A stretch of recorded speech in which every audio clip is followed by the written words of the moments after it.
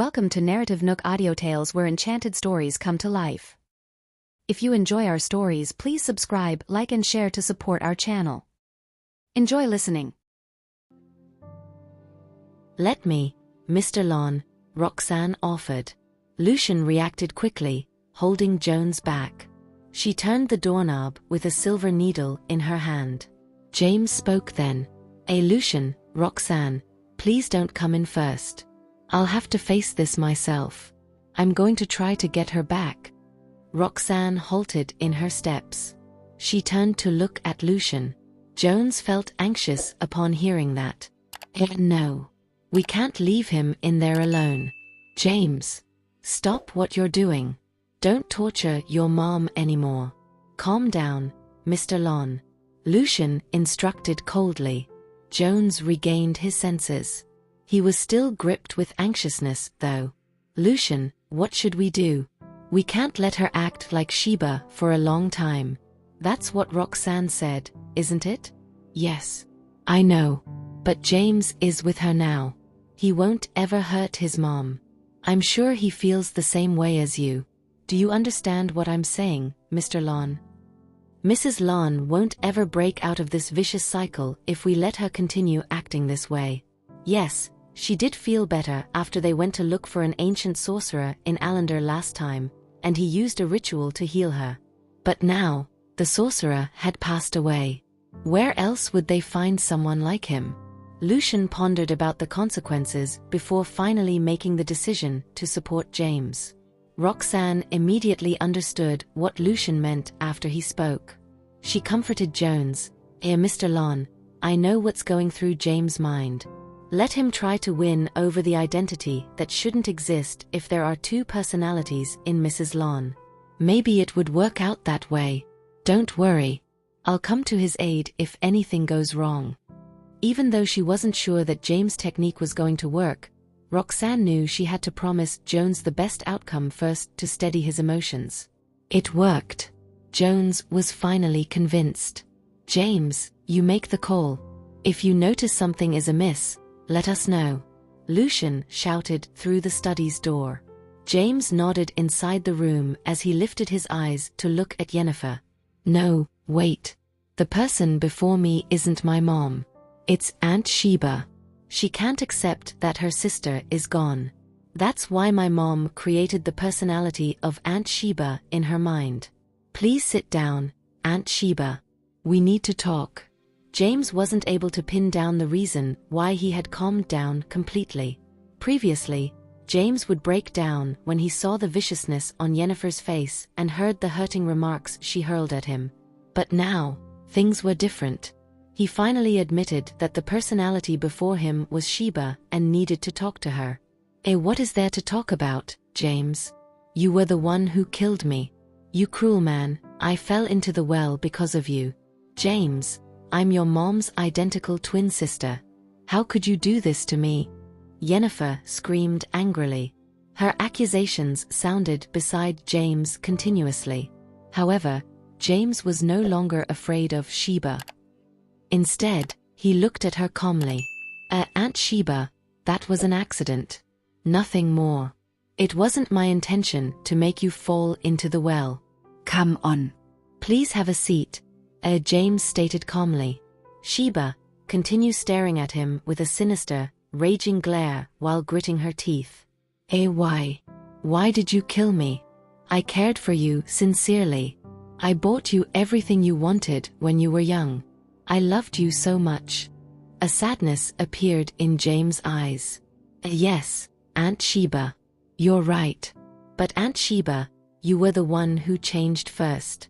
You began to feel jealous of my mom from an unknown moment. You wanted to replace her, right?" James took over the situation, demanding an explanation from Sheba. Her expression changed drastically. She shook her head violently, trying to deny James' allegations. "No, I did not. I didn't change. You killed me. I won't ever let this matter slide. Stop with your nonsense, James Lon." It's the truth." James snorted coldly. His voice was so loud that even Lucian and Roxanne heard him through the door. Jones twisted his hands together, pacing back and forth. Worry kept niggling his mind, for he was afraid of anything unexpected incidents. Don't forget this, Aunt Sheba. You tried to poison your sister.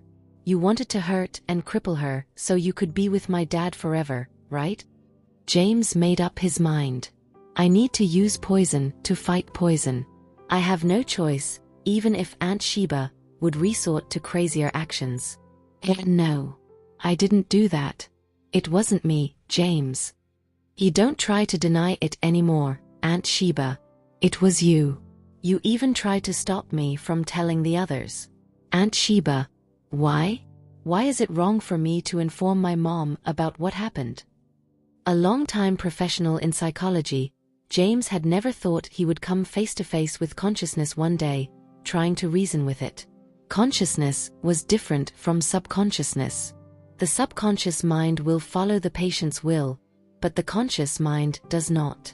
The one who ended up killing me is you. Yes.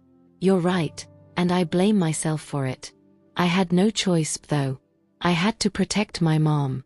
Aunt Sheba, you were in the wrong from the start, not me. I'd never thought of hurting you. It seemed like James' words were beginning to affect Sheba. Albeit the rage and hatred still existed on her face, she no longer acted like a wild beast. Oh, my nephew. Why are you still alive? You should be feeling guilty, and your life should end. Don't tell me your mom forgives your actions. How could she do that? I'm her sister. Agony etched deeper into James' expression as realization finally dawned on him. He finally understood why Yennefer was mentally confused and why she chose to create a new personality. My mom never forgives me for Aunt Sheba's death. That's why she is using this personality to unleash her fury. Aunt Sheba, there is not a single day that she feels happy after you left. It hurts her so much after you died. James choked on his words when he considered Yennefer's conditions from all these years. Aunt Sheba, you are my mom's sister. It's wrong that you tried to hurt her. Why are you still torturing her now when you were the one who committed the mistake? You should disappear and leave. We refuse to be tortured by you anymore. He continued, Mom did enough for you. She treated you better than anyone else in the world. Her biggest mistake was introducing you to my dad, causing you to fall in love with him. You are the one in the wrong. Why do you think it's okay for you to continue pestering us? James threw a series of questions at Sheba. At this moment, he treated the sick Yennefer like the real Sheba. Complicated emotions filled his eyes when he raised them to meet Yennefer's.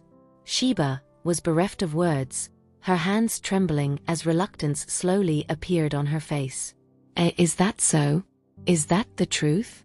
Am I the only one who made a mistake? She tried to defend herself. However, the next minute, Sheba froze. A gentleness filled her gaze. James. I can hear your voice. James, are you all right? Please don't cry, James. Yennefer's eyes were soft, her expression loving. She reached out to caress James' face. Yennefer's consciousness was finally back. Mom. Mom, are you okay? James was delighted, assessing Yennefer's current demeanor. The malicious aura had vanished completely. Yennefer nodded, smiling. James, I've heard all about your secret. Mom, you knew what happened earlier? James asked, startled by Yennefer's remark. Did she hear my conversation with Aunt Sheba? Yennefer nodded. Yes, I've not only heard your conversation with Sheba, but I also saw it happen.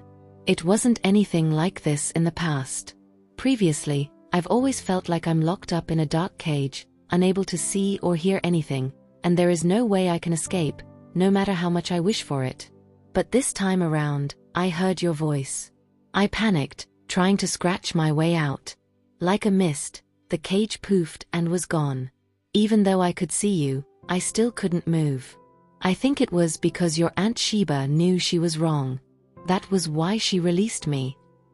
Jones pushed open the door and walked in after hearing Yennefer's familiar voice, with Roxanne and Lucian following behind him. Yennefer smiled at them before recounting the details during the period when her sickness acted up. Without the aid of medicine or any treatment, Yennefer's consciousness had returned voluntarily this time. Yennefer said calmly, Jones, James, I can feel Sheba disappearing from my mind. I think I will be fine now. She continued, I've lost my mind previously. Maybe it was because we have strong telepathy as twin sisters, so I subconsciously thought of myself as Sheba. I kept thinking that she died a wrongful death.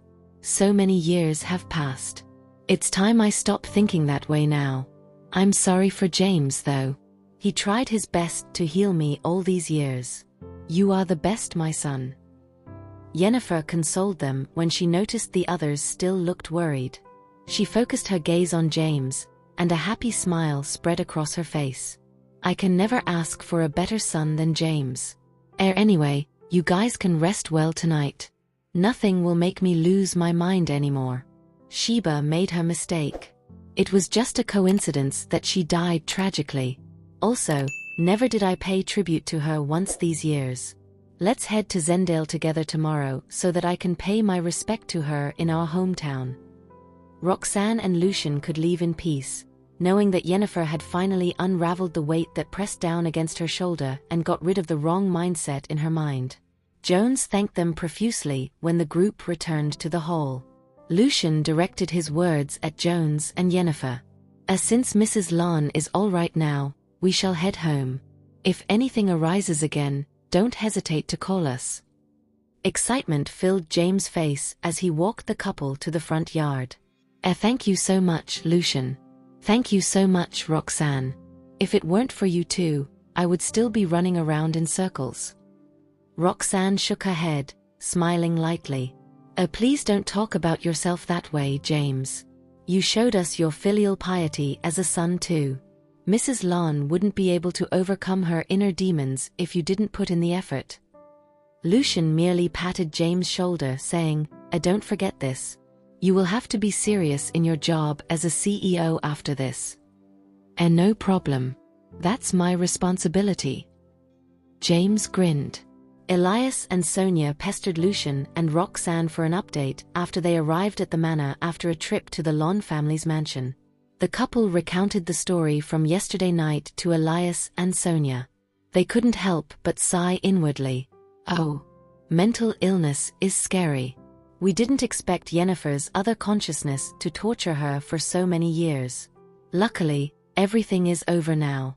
Sonia and Elias wanted to visit Yennefer after hearing the story. However, Lucian stopped them, mentioning that the Lon family wanted to head to Zendale. And so, the older couple had no choice but to comply. Lucian and Roxanne went to the art academy to fetch the kids. When they arrived, there were all sorts of luxurious cars parked at the entrance of the academy. Since the annual tuition fee would cost up to $1 million, only the rich could afford to send their kids there. Having said that, the art academy had some gifted students who were on scholarships. Initially, Lucian had to pay for the kids' tuition fees, but when the academy found out who the kids were and their academic results, they offered the kids to study for free. Obviously, the academy was keen to get associated with the Farwell family, and they were hoping to use the Farwell family's reputation to promote the academy.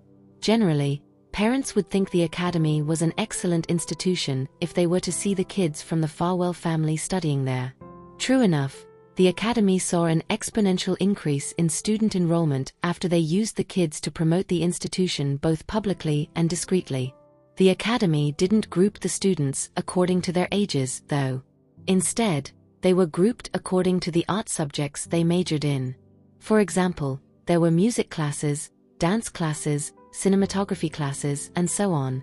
Archie, Benny, and Estella were in the class of excellence, and their class only had over 30 students. The students were of different ages, and they were all geniuses and wonder kinds. Each of them majored in at least a couple of subjects, and some of them majored in as many as 5. Estella majored in design, traditional clothing, history, programming, and a foreign language. Archie and Benny majored in even more subjects. Archie not only majored in history, literature, logical thinking, law, and programming, but he minored in science fiction and investigative memory. In fact, he had repeatedly made use of his incredible memory to help the police crack unsolvable cases.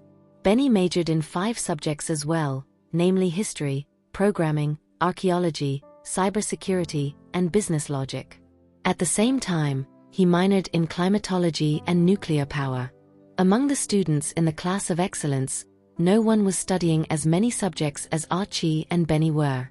When the kids were walking out of the academy, countless parents and students were talking about them.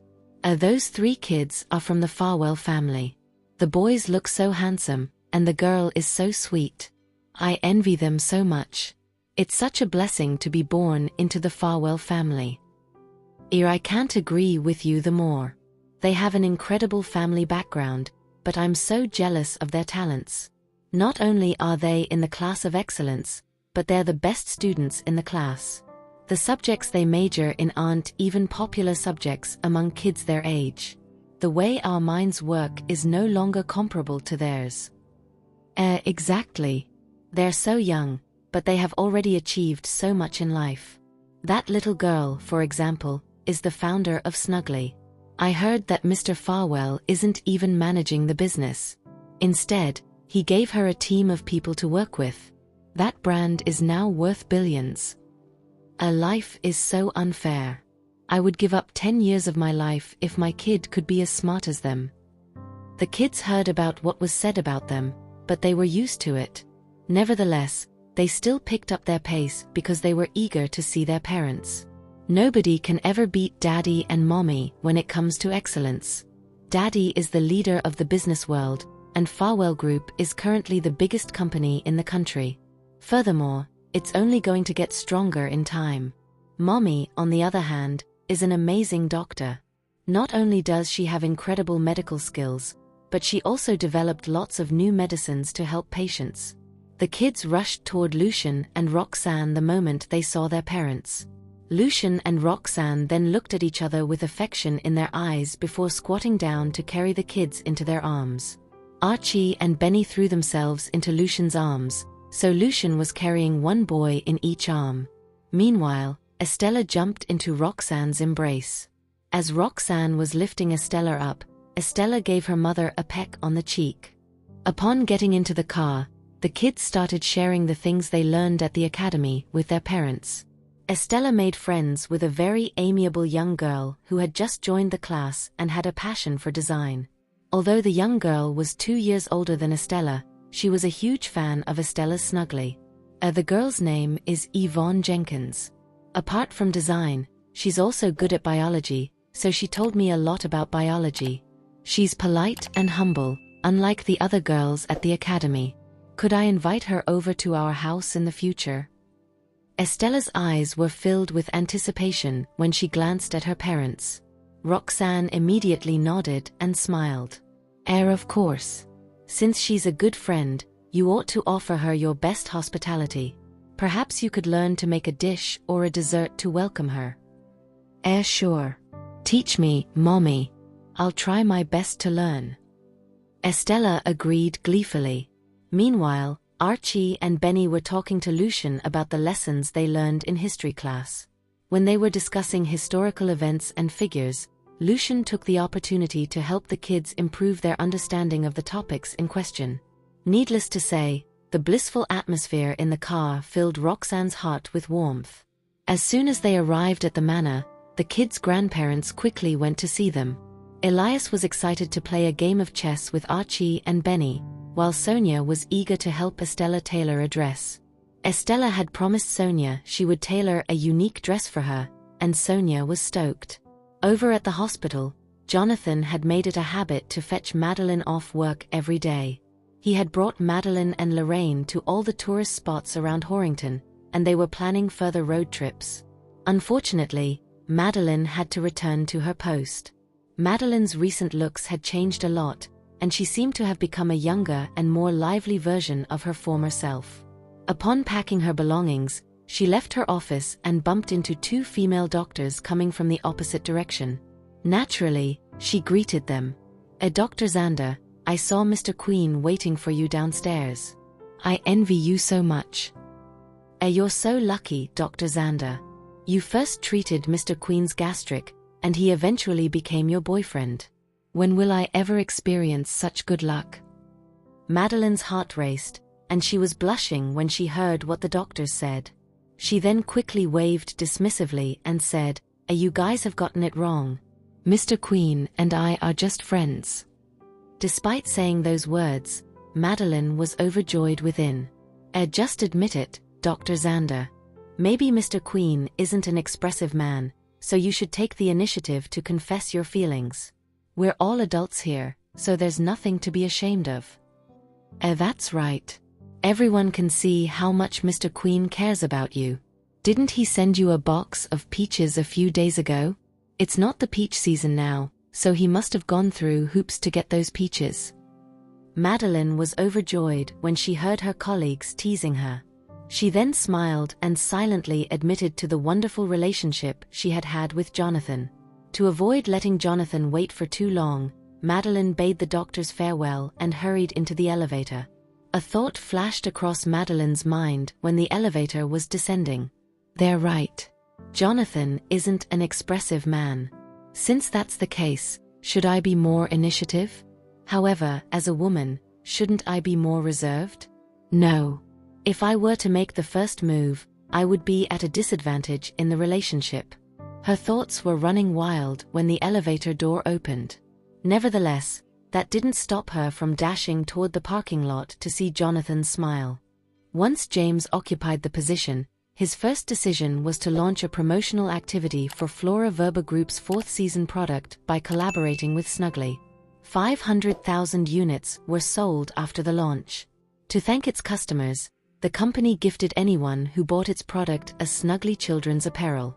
Concurrently, Snuggly launched a similar promotional campaign. Those who spent enough money with the company could choose any Flora Verba Group product as a gift. That cross-promotion caused both companies' market values to skyrocket. Then, James initiated his second plan. He starred in an advertisement as the ambassador of the company. As a result, the expected sales far exceeded 500,000 units. Flora Verba Group had to announce that they would increase production. The other brands were terrified by how quickly the company rose to prominence. In the next few days, many accounts on social media deliberately attacked Flora Verba Group and posted videos discrediting its products. Some even started rallying others to boycott Flora Verba Group. James reacted to that development swiftly. The Public Relations Department immediately cleared up any misunderstandings and worked with the police to investigate those accounts.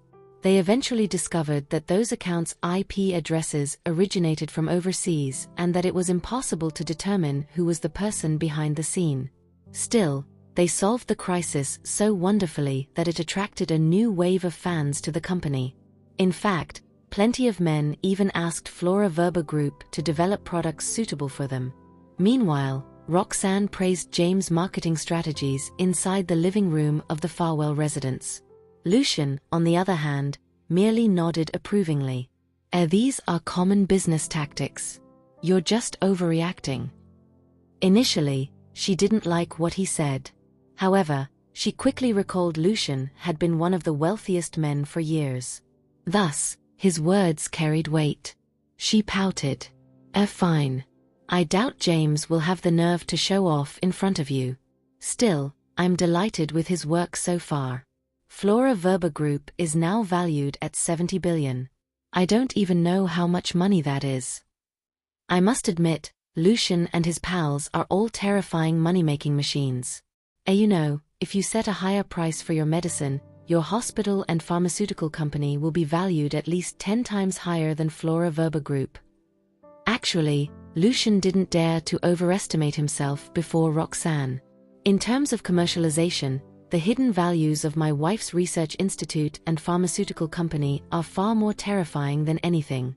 After all, any business related to sustaining human life will unquestionably be capable of making as much money as they desire.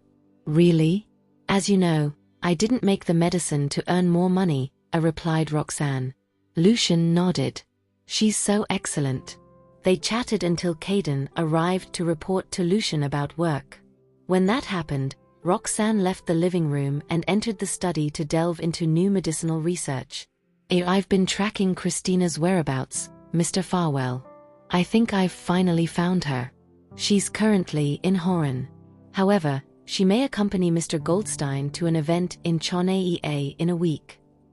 Caden lowered his voice as he observed Lucian's reaction carefully. Immediately, Lucian frowned. How dare she openly returns here? It seems like she did find someone to back her up. I certainly didn't expect this Mr. Goldstein to be so accepting of her, he muttered to himself.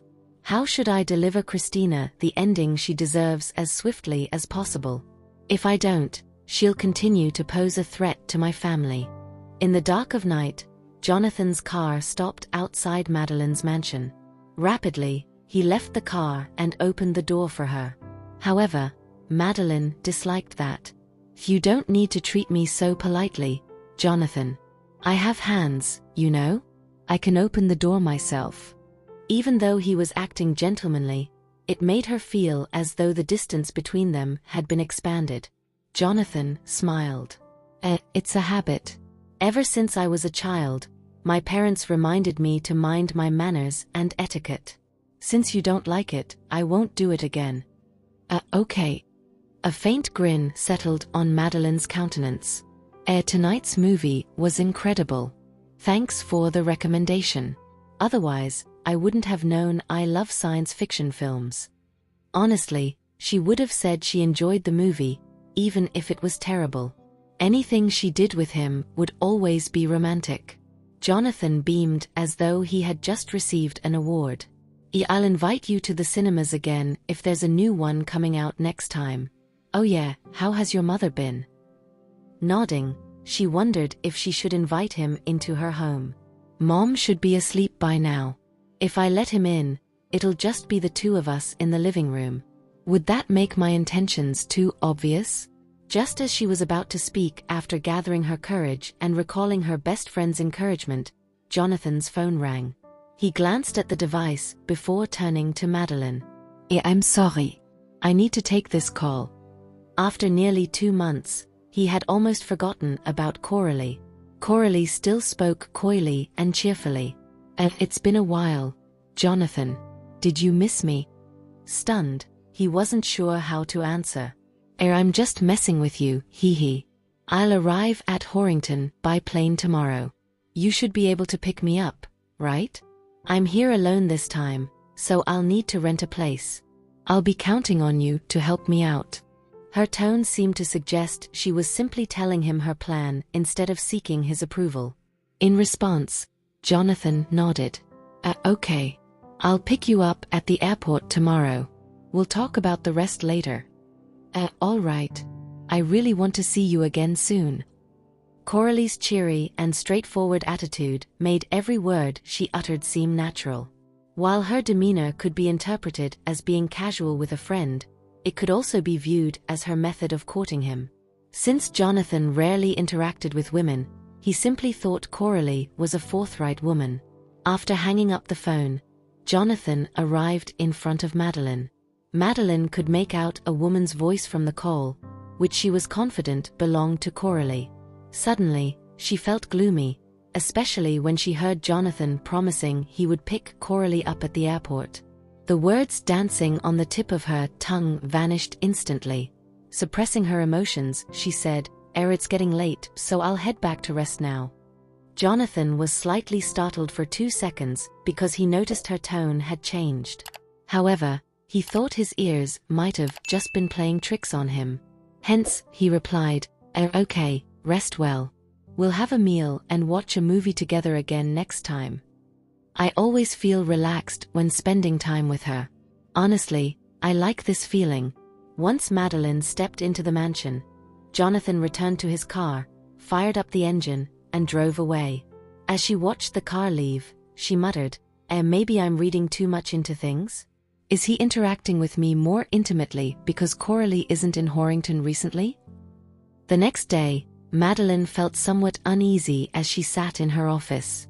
Inexplicably, she checked the flights arriving in Horrington and saw one at 2 o'clock in the afternoon.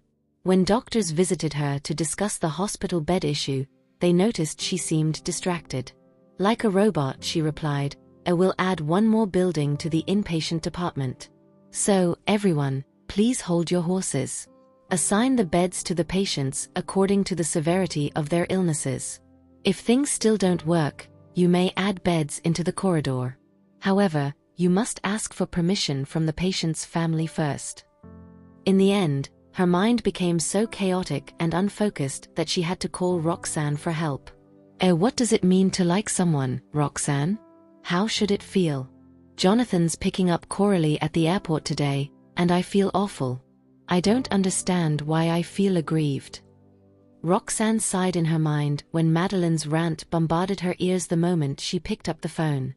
It seems like Madeline has genuinely caught feelings for him. I must say I also feel strangely angry to know that Jonathan's picking Coralie up. As she pondered over the matter, she comforted, "Based on my understanding of Jonathan, I bet he simply thought he was just helping out a friend. You don't need to be too worried about that. However, you should tell him how you feel." How? Do I just tell him I don't like him picking up another woman? I can't say that. Madeline knitted her eyebrows. Yeah, just like that. See how he reacts. You still haven't told him how you feel about him, right? He's quite dense, you know. How about I ask Lucian to prod him about it? Suggested Roxanne. Immediately, Madeline rejected. Forget about it. Maybe he just doesn't see me that way and only treats me as a friend. Roxanne wasn't sure if she should laugh or cry. Her feelings keep switching back and forth. How am I going to help her? In the end, she just comforted her best friend and asked the latter not to overthink things. After hanging up the call, Madeline calmed down. I should focus on my work. After all, Roxanne has high hopes for me. I need to learn from her, considering she can take care of her family while advancing her career. After attending 2 meetings, she returned to her office. Once she tidied up her files, she could get off work. Then, she would accompany her mother to try some Chilean dishes in the evening, just as she promised. Unexpectedly, Jonathan called her. Did he immediately leave Coralie after picking her up? Gleefully, she answered the call. Before she could utter a word, Jonathan spoke in an urgent tone. There's an accident, Madeline. I was hit from behind by a truck. I'm near your hospital and have called the ambulance, so I should arrive soon. Madeline was so shocked by the news that the hair on her body stood straight. Are you okay? I'll prep for emergency treatment right away. Yeah, I'm fine. No need to worry about me. It's just that Coralie has fainted. She hit her head, and she's bleeding. I'm pressing on her wound right now to stop the bleeding. I shouted her name, but she wasn't responding. Is she in danger, Madeline? Tossing all unnecessary thoughts to the back of her head, she focused on the patient's condition and answered, First, check her pupil. See if it reacts to light. Also, inspect her breathing. If she's still breathing, and her pupil doesn't dilate, it likely means she has a concussion and has only temporarily fallen into a coma. You don't need to worry about her too much if that's the case. Anyway, just check her breathing first. If she's not, perform CPR on her. I'll call the emergency room right now. Talk to you later. Upon hanging up the phone, she called the emergency room to prepare for a patient's treatment. When the pale Coralie arrived at the hospital, she still hadn't awoken yet. Hurriedly, Jonathan carried her out of the ambulance, laid her on a stretcher, and pushed her into the emergency room. Anxiousness was written all over his face. His white shirt was covered in blood. He followed behind the emergency doctor and speedily explained what had happened during the accident. I think she was hit at least twice, doctor. She hit her head on the dashboard and then her shoulder from the side. While she had seatbelts on, I don't know if her spine was affected. Nodding, the doctor assured, we know about the situation, Mr. Queen. You sent her here in the nick of time. We'll initiate the emergency operation right away. No need to worry about her. Also, I see you're wounded as well. Remember to patch your injuries up with another doctor." Then, he closed the door to the emergency room. Jonathan was at a loss about what to do. Then, he turned around as though he sensed something, and saw Madeline. Her heart wrenched as she rapidly examined his condition and instructed, Jonathan, I want you to pay attention to your body. Are you feeling severe pain anywhere?" During a crisis, the human body would secrete adrenaline. Sometimes, it might completely suppress the pain one was experiencing, making him think he wasn't hurt. By the time they realized they were injured, they might have missed the golden period for treatment. Upon hearing that, Jonathan obediently moved his limbs around and touched his body. Then, he shook his head. I'm fine, Madeline. I had my seatbelt on and was aware of the impending crash. So, during the moment of the impact, I was already protecting my head and body. However, Coralie, I couldn't warn her in time. It's all my fault. Madeline immediately detected the guilt in Jonathan's voice and comforted. You couldn't have reacted in time to the accident. Don't beat yourself over it. As he nodded, he gazed at the emergency room anxiously. Evidently, he cared about Coralie. A strange emotion bubbled in Madeline's heart when she saw that, though she swiftly stifled it. You may feel fine, but I still suggest you perform a CT scan, Jonathan. Just do it now. Worried he wouldn't obey her, she added, I'll help you pay attention to Coralie's condition. Once I have news about her, I'll let you know immediately. All right. Okay. Thank you. Jonathan agreed. Hastily, Madeline asked a nurse to bring him to the checkup room while she waited outside of the emergency room. Around 20 minutes later, the emergency doctor exited the room and informed, "The patient has woken up, Director. I think she only suffered a concussion, so she'll likely be fine.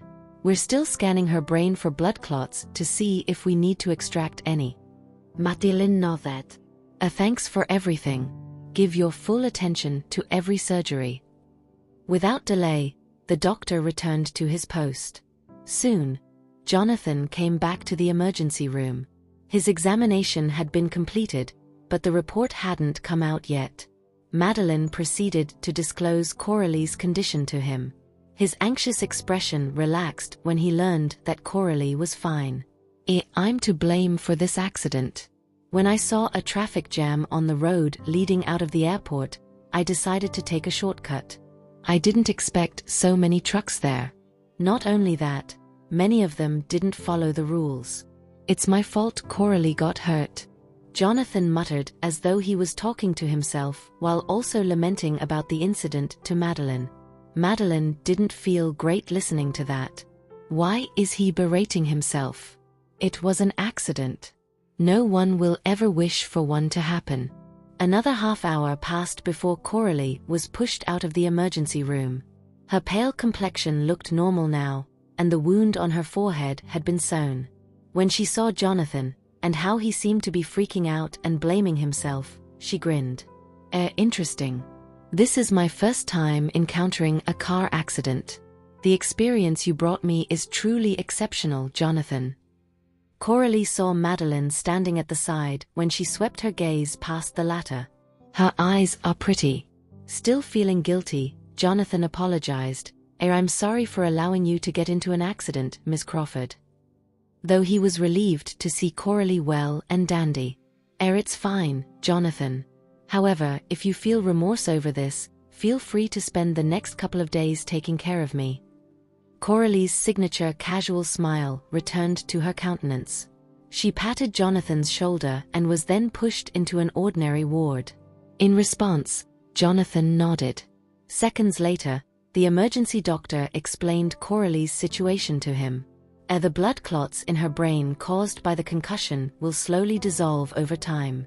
Her shoulder bone was slightly cracked, so she'll need time to recover. Lastly, there aren't any significant issues with her vital organs, thanks to the seatbelt. Jonathan, if you want Miss Crawford to be transferred to a better ward, I can help you make the arrangement, proposed Madeline.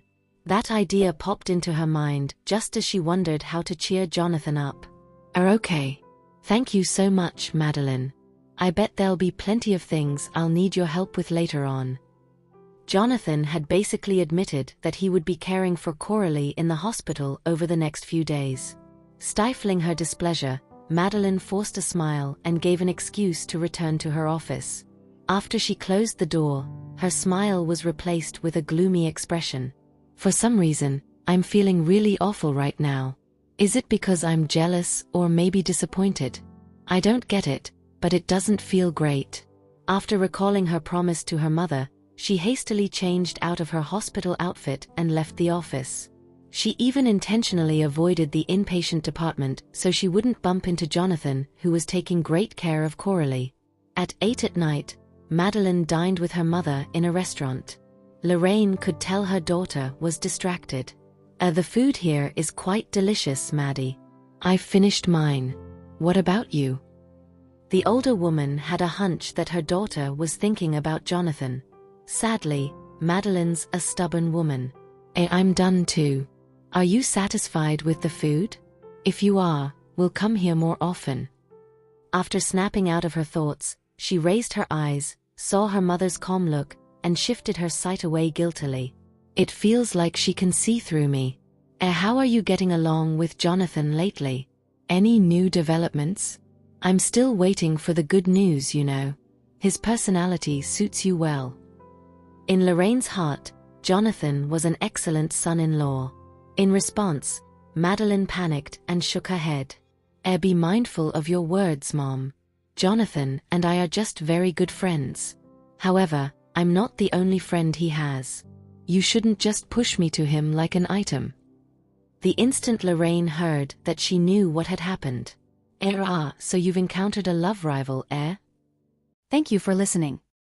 If you have enjoyed this story, please like and share so others can see it too. Also hit the subscription button and notification bell so you can be notified on our next release. Thank you for your support. God bless you.